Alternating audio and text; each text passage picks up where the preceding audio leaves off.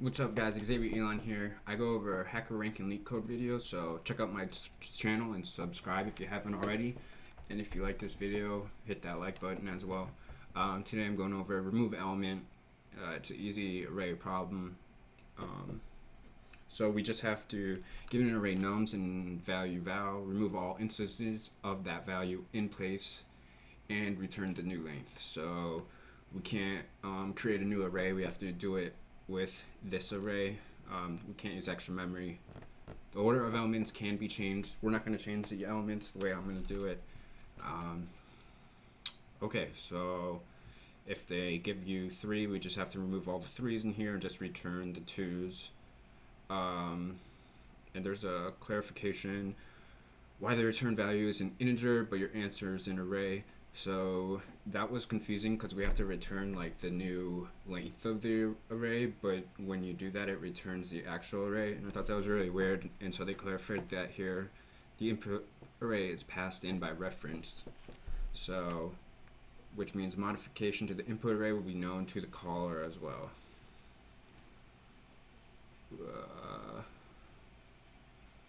You know by the caller using the length, it prints the first.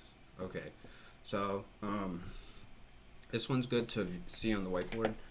So we're going to use I and j. So j, we're going to loop through all the elements in the array. So let's say this is our array. We're going to loop through each one. And then I was going to be like, we're going to set nums of I. So if nums of I does not equal or nums of j, I'm sorry, if nums of j does not, because we're looping through with j, if nums of j does not equal val, then nums of I is going to be equal to nums of j, or nums of j, sorry. And then we just have to, when we do that, we increment I plus plus, because that's keeping track of our length.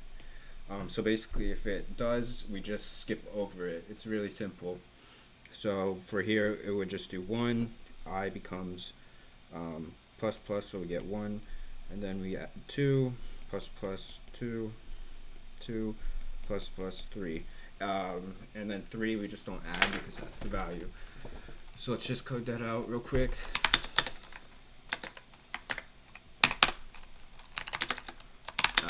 We're doing a for loop.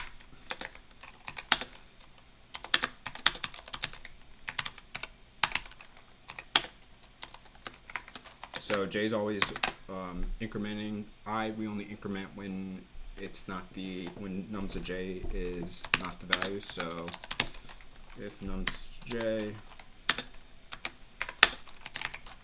oops,